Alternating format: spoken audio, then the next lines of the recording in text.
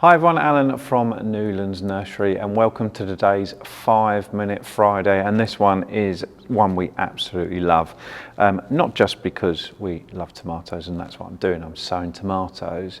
We actually love sowing any seed at all. There is something, even though we've done it thousands and thousands of times, millions of times, we still love sowing seeds. It's one of the best things in gardening to see plants, really big plants sometimes grow from very, very small seeds. So let's get started. So I've got some multi-purpose compost.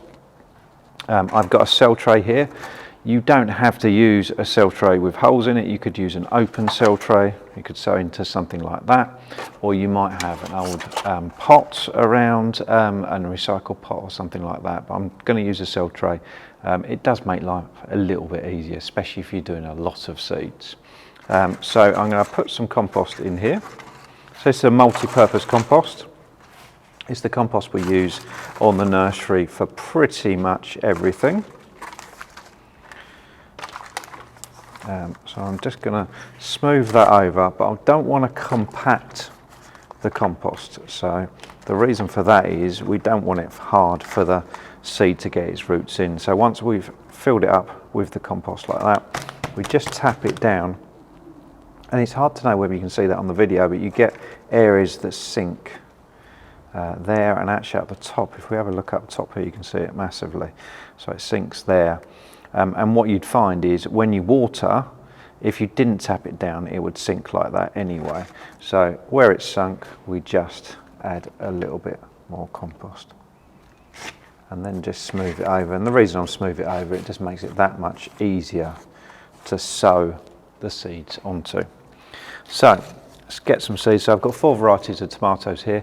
For the video, I'm only going to sow one variety so you can see how I do it, but obviously I'm going to continue to sow those and we'll show you at a later date what the end results are as they start growing and how to care for them and things like that.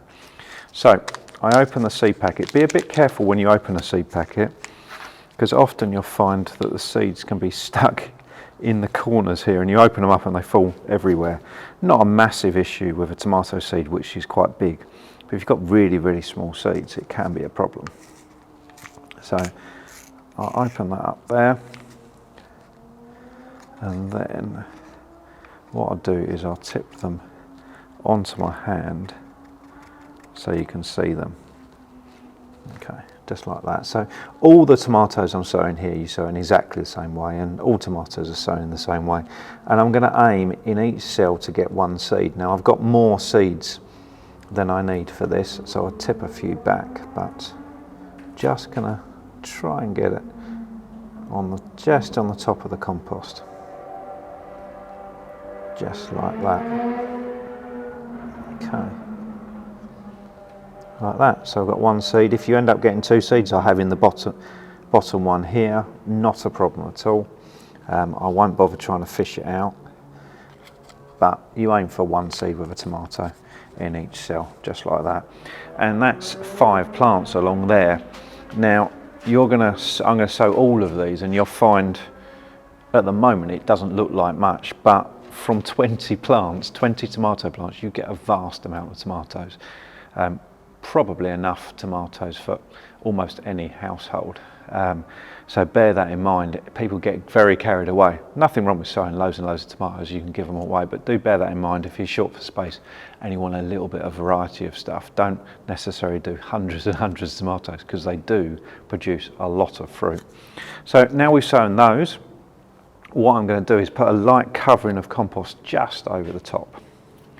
So what I'll make sure, we come over the top here, I'll make sure I haven't got any big lumps in here. Just makes it harder to cover, because I don't want to cover it too deep. So I just gently cover with a bit of compost. It's quite fibrous, this compost, which helps with drainage. It does make it a bit harder to sprinkle on top like that. We just gently cover just like that.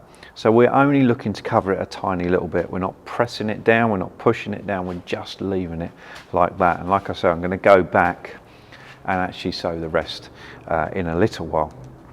So all that's left to do now is give it a good water. Nice and easy, just water over the top. Now I've got a glass house lid here.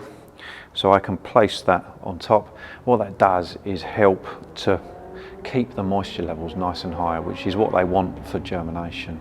But you can put it on your windowsill, or put it on a light kitchen table in the conservatory or somewhere like that. If you've got a heated greenhouse, that would work too.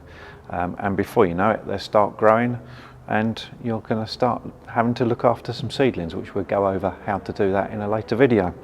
So any questions at all, as always with all our 5 Minute Fridays, get in contact. See you soon.